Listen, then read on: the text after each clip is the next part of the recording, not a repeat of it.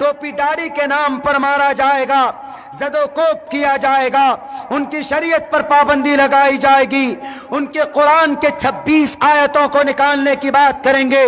अभी वो वसीम रिजवी, वो गूंगा, वो बहिरा, वो ईमान फरोश, वो बेजमीर इंसान हमारे कुरान पर एतराज करता है। वसीम रिजवी अब्दुल्ला सालिम का तुम्हें चैलेंज है, कयामत तो आसानी से आ सकती है, लेकिन तुम हमारे कुरान से 19 आयत तो दूर की बात, तुम कुरान से 19 नुक्ते भी हटा नहीं सकते। क्यों? याद करो, बताओ अपने गुरुओं को, बताओ अपने नेताओं को, नकीरस पर बिनंति वर्तानी वलन तजिद लिसुन्नतिल्लाहि तब्दीला। अल्लाह के फैसले में, अल्लाह के कानून में तुम कोई तब्दीली नहीं देखोगे। और स्ट्रॉन्ग तौर पर कहा वलन तजिद लिसुन्नतिल्लाहि तब्दीला, अल्लाह के कुरान में कभी तब्दीली नहीं हो सकती। तुम जिन हाथों से तुम 26 आयतों को निकालने की बात करते हो, पता है ये कुरान कौन है? इसको मिटाने अंग्रेज आए थे, अंग्रेज खुद मिट गए। इसी कुरान का चैलेंज किया था बड़े बड़े सूरमाओं ने, इसी कुरान के फैसले का, मंशे का चैलेंज किया था। कौन? नमरूद ने जमीन में धंसा दिया गया, फिरौन ने रब की वैदानियत के सामने खड़ा हुआ, जमीन आसमान के बीच लटका दिया गया। किनको? फिरौन को, दुनिया के अंदर रब का दावा करने वाला। इसीलिए वसीम रिजवी मिनिस्ट्री की कुर्सी अगर तुम्हें मिली हुई है तो ये कुर्सी तुम्हारे लिए तुम्हारी कब्र बन जाएगी। तुम अल्लाह की से मुकाबला मत करो, अल्लाह तबारक व तआला के कलाम से तुम बगावत मत करो। ये हमारा कुरान नहीं, ये किसी मुसलमान का कुरान नहीं, ये अल्लाह का कलाम, ये भारत का संविधान नहीं है। किसी डबल ए ले आओ, मुसलमानों का नाम निकाल दो, एनआरसी लागू कर दो धर्म के नाम पर, किसान के लिए कानून ले आओ उनके खिलाफ में, ये तुम्हारा कानून है, तुम जो चाहते हो लिख देते हो, लेकिन कुरान में कुछ नहीं कर सकते। क्यों? कुरान तुम्हारे अब्बा की, दादा की किताब नहीं है, कुरान अल्लाह की किताब है। अल्लाह ही इसको कुछ कर सकता है, लेकिन क़यामत तक अल्लाह ने भी कह दिया अल-यौम अकमलतु लकुम दीनकुम व अतममतु अलैकुम निअमती। अल्लाह के ज़ाब्ते के हिसाब से इसके अंदर भी कोई तब्दीली नहीं हो सकती। इसीलिए तुम कानून बदल सकते हो, कानून तुम्हारे हाथ की लिखी हुई, कुरान नहीं बदल सकते। कुरान अल्लाह के हाथ की लिखी हुई चीज। मेरे भाइयों, हम बात कर रहे थे कहां पे? भारत के तैमूर लंग आया। तैमूर लंग के बाद इस देश में एक खानदान आया, लोधी। लोधी के बाद आए कौन? बाबर। 1526 में बाबर आया और 1526 से लेकर 1857 तक बाबर की खानदान की हुकूमत चली। ये जितने भी जहांगीर और जलालुद्दीन अकबर, सलीम, जिनका नाम के ऊपर एक पिक्चर फिल्म भी बनी हुई, मुगल आजम, मुगल, वही बाबर के खानदान को मुगल बोलते हैं। और भारत के इन राजनेताओं को सबसे ज्यादा दुश्मनी, एलर्जी इन्हीं मुगल खानदान से है। तो ये 300-325 साल मुगल खानदान की हुकूमत, लेकिन पूरा मिलाएं कब से? 1191 से लेकर 1857 तक मुस्लिम इंपेरर जितने भी थे, किसी भी मुसलमान बादशाह ने भारत की धरती पर किसी भी गांव में कहीं पर भी किसी को ये नहीं कहा कि तुम कलिमा पढ़ो। होता है ना, बादशाह होता है तो वो अपने हिसाब से कानून नाफिज करता है। बाबर कह सकता था, तैमूर कह सकता था कि कलिमा पढ़ो नहीं तो तुम्हारी गर्दन उड़ा दूंगा, लेकिन नहीं कहा। जलालुद्दीन ने भी नहीं कहा, बलबन ने भी नहीं कहा, लूदी ने भी नहीं कहा, कुतुबुद्दीन ऐबक ने भी नहीं कहा, किसी ने नहीं कहा, बल्कि सबको अपनी अपनी कुर्सी को आगे बढ़ाना था, कुर्सी को मजबूत करना था। एक बादशाह इन 700-725 साल में सिर्फ एक बादशाह ऐसा गुजरा कि जिसने तबलीग की, तबलीग मतलब to convey the message of Islam, convey the message of Islam to the non Muslim people.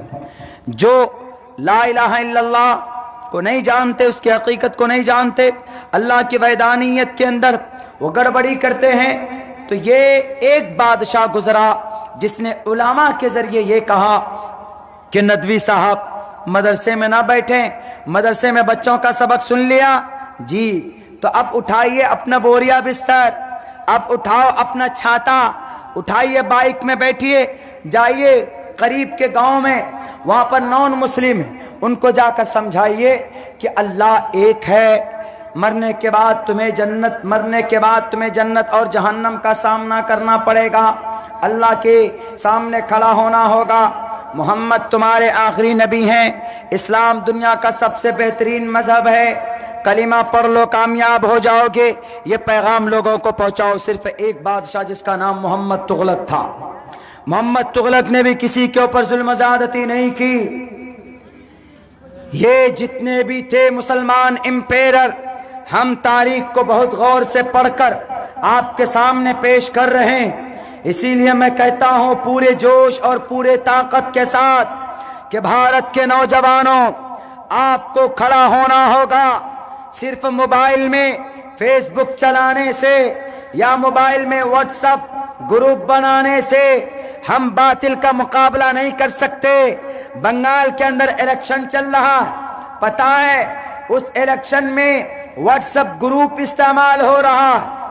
एक नेता ने कहा कि हमारा एक ग्रुप में 18 लाख आदमी, हम कोई भी मैसेज डालते हैं तो 18 लाख आदमी तक पहुंचता।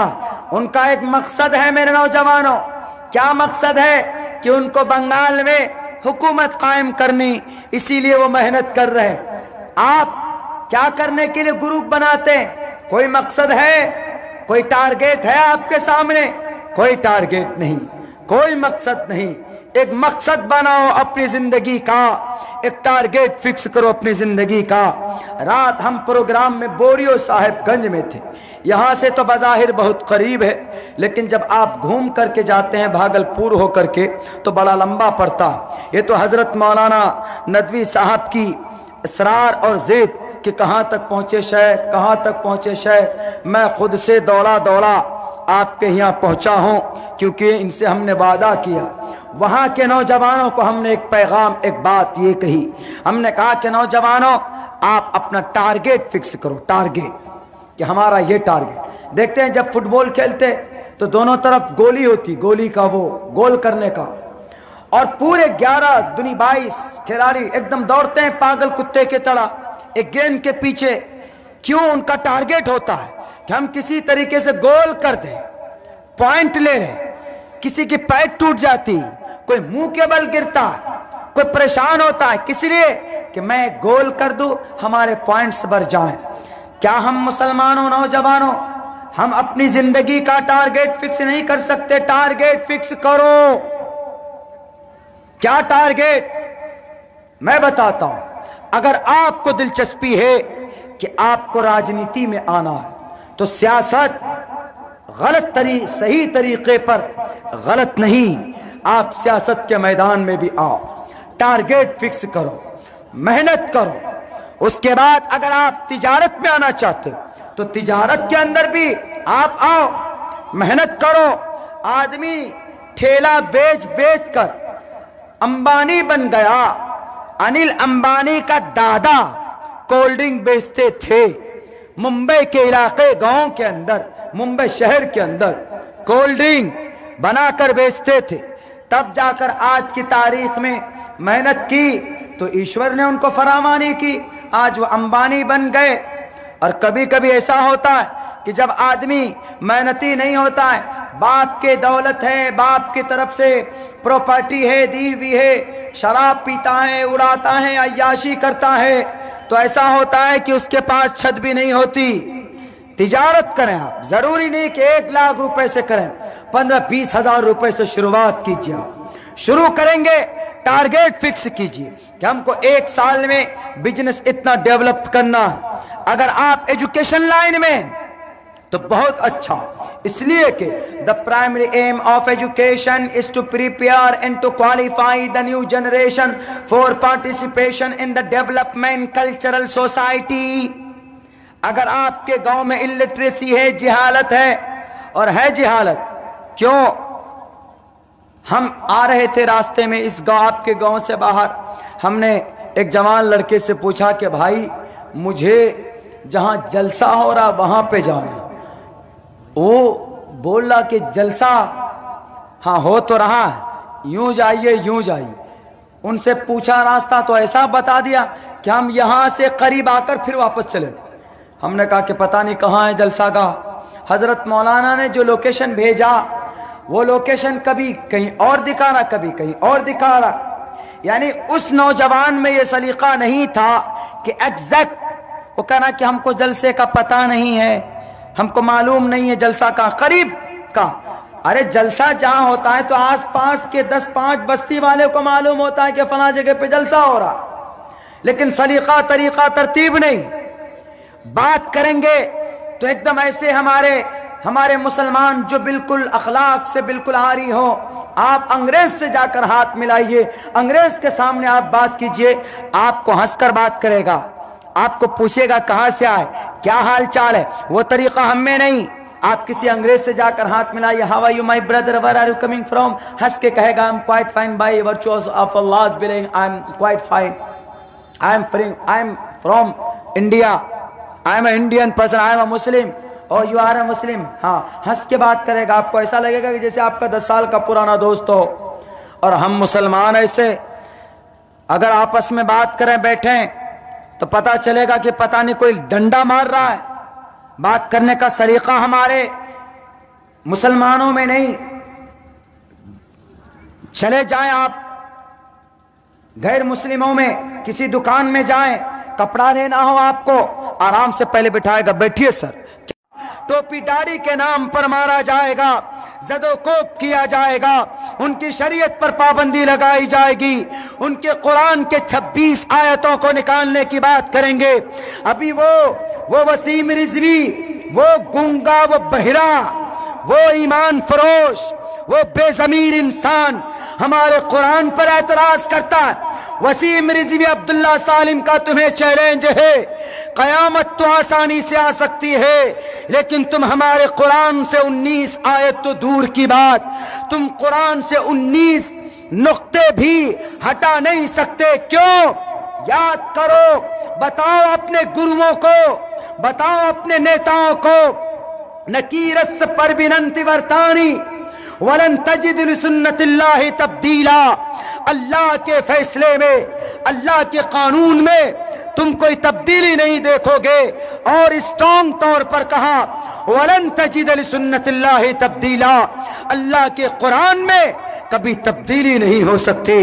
तुम जिन हाथों से तुम 26 आयतों को निकालने की बात करते हो, पता है ये कुरान कौन है? इसको मिटाने अंग्रेज आए थे, अंग्रेज खुद मिट गए। इसी कुरान का चैलेंज किया था बड़े बड़े सूरमाओं ने, इसी कुरान के फैसले का मंशे का चैलेंज किया था। कौन? नमरूद ने, जमीन में धंसा दिया गया। फिरौन ने रब की वैदानियत के सामने खड़ा हुआ, जमीन आसमान के बीच लटका दिया गया। किनको? फिरौन को, दुनिया के अंदर रब का दावा करने वाला। इसीलिए वसीम रिजवी, मिनिस्ट्री की कुर्सी अगर तुम्हें मिली हुई है तो ये कुर्सी तुम्हारे लिए तुम्हारी कब्र बन जाएगी। तुम अल्लाह की से मुकाबला मत करो, अल्लाह तबारक व तआला के कलाम से तुम बगावत मत करो। ये हमारा कुरान नहीं, ये किसी मुसलमान का कुरान नहीं, ये अल्लाह का कलाम।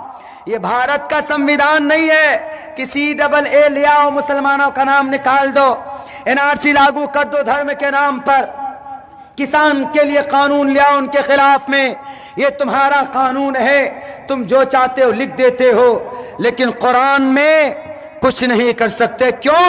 कुरान तुम्हारे अब्बा की दादा की किताब नहीं है, कुरान अल्लाह की किताब है। अल्लाह ही इसको कुछ कर सकता है। लेकिन क़यामत तक अल्लाह ने भी कह दिया अल-यौमा अकमलतु लकुम दीनकुम व अतममतु अलैकुम निअमती। अल्लाह के ज़ाब्ते के हिसाब से इसके अंदर भी कोई तब्दीली नहीं हो सकती।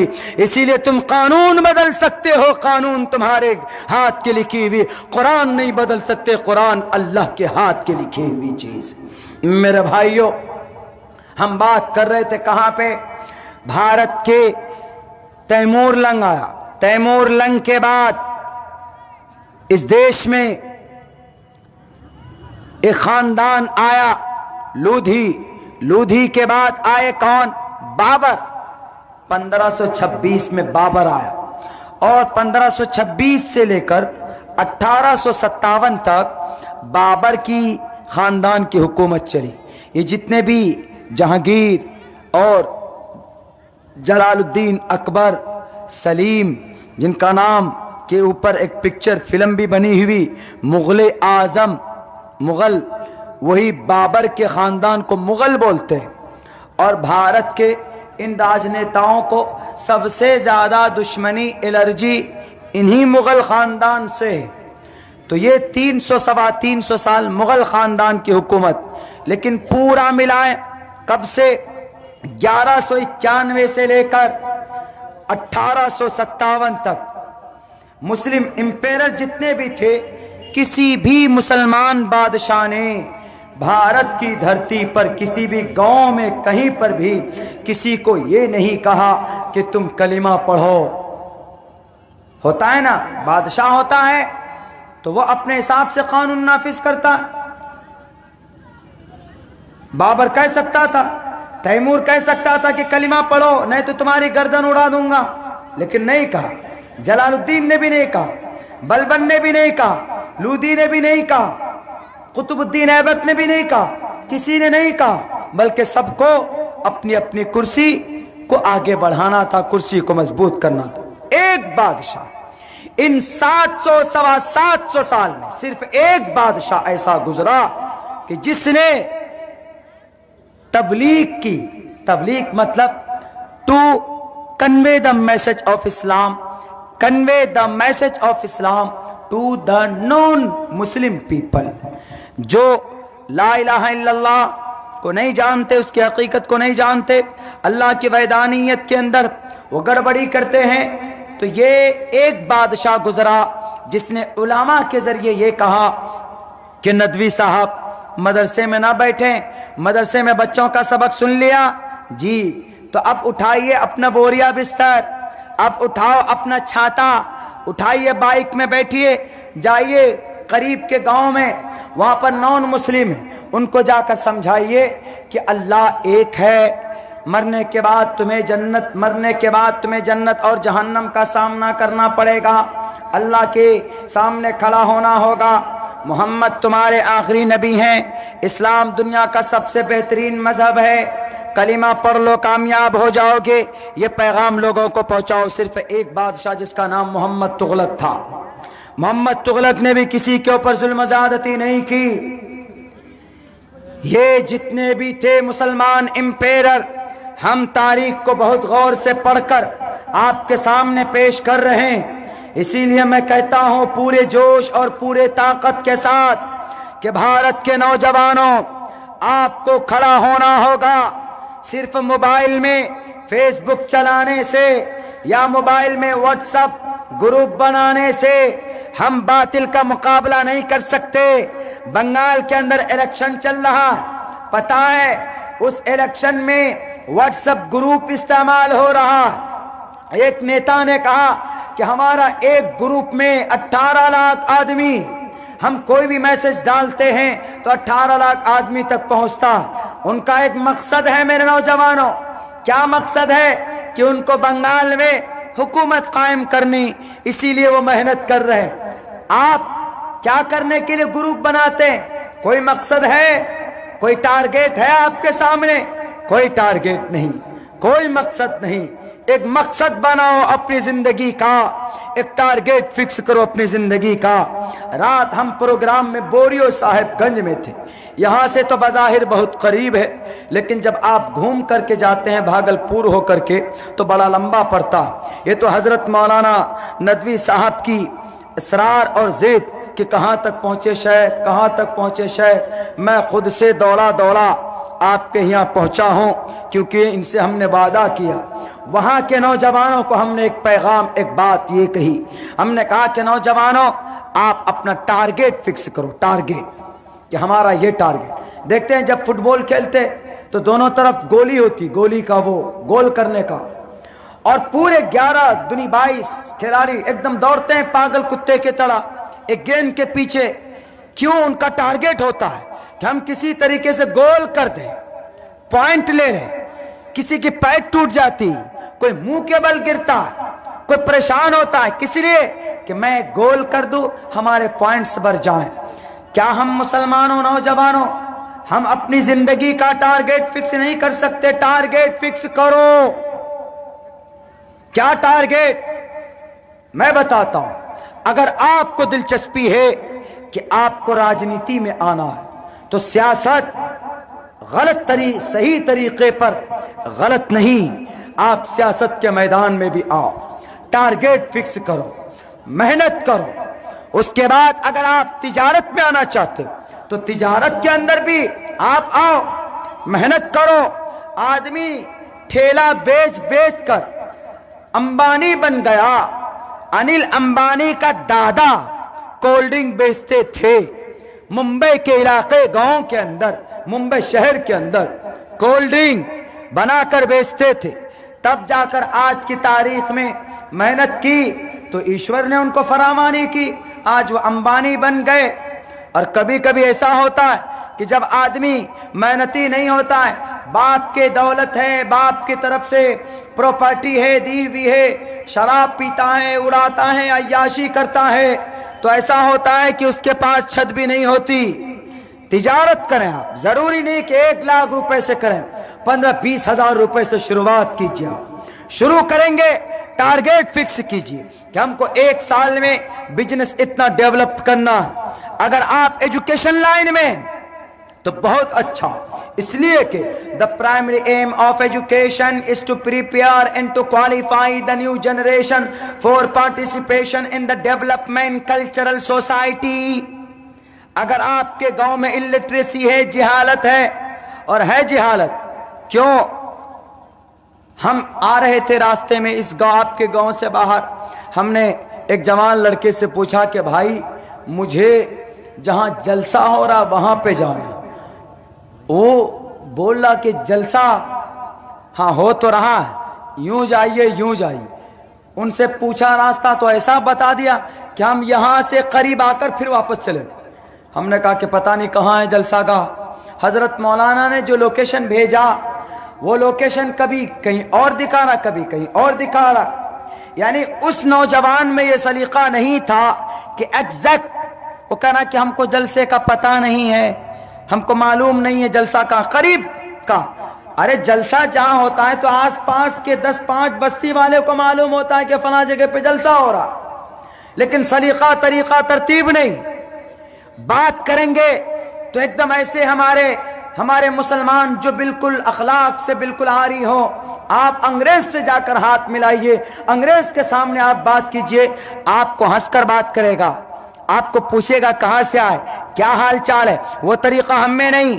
आप किसी अंग्रेज से जाकर हाथ मिलाइए, how are you my brother, where are you coming from, हंस के कहेगा I am quite fine by virtuous of अल्लाह's willing, I am quite fine, I am from India, I am Indian person, I am a Muslim, और you are a मुस्लिम। हाँ, हंस के बात करेगा, आपको ऐसा लगेगा कि जैसे आपका 10 साल का पुराना दोस्त हो। और हम मुसलमान ऐसे अगर आपस में बात करें बैठे तो पता चलेगा कि पता नहीं कोई डंडा मार रहा है। बात करने का सलीका हमारे मुसलमानों में नहीं। चले जाएं आप गैर मुस्लिमों में, किसी दुकान में जाएं, कपड़ा लेना हो आपको, आराम से पहले बिठाएगा, बैठिए सर, टोपी दाढ़ी के नाम पर मारा जाएगा, जदोकोब किया जाएगा, उनकी शरीयत पर पाबंदी लगाई जाएगी। उनके कुरान के 26 आयतों को निकालने की बात करेंगे।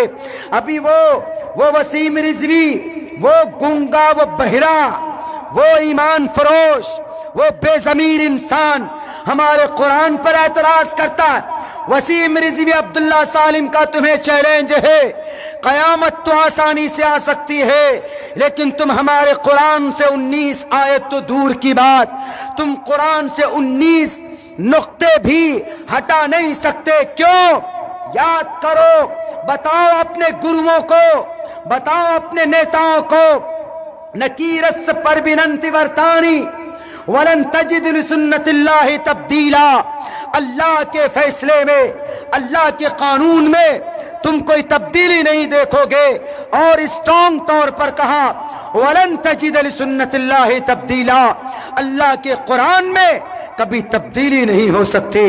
तुम जिन हाथों से तुम 26 आयतों को निकालने की बात करते हो, पता है ये कुरान कौन है? इसको मिटाने अंग्रेज आए थे, अंग्रेज खुद मिट गए। इसी कुरान का चैलेंज किया था बड़े बड़े सूरमाओं ने, इसी कुरान के फैसले का, मंशे का चैलेंज किया था। कौन? नमरूद ने जमीन में धंसा दिया गया। फिरौन ने रब की वैदानियत के सामने खड़ा हुआ, जमीन आसमान के बीच लटका दिया गया। किनको? फिरौन को, दुनिया के अंदर रब का दावा करने वाला। इसीलिए वसीम रिजवी, मिनिस्ट्री की कुर्सी अगर तुम्हें मिली हुई है तो यह कुर्सी तुम्हारे लिए तुम्हारी कब्र बन जाएगी।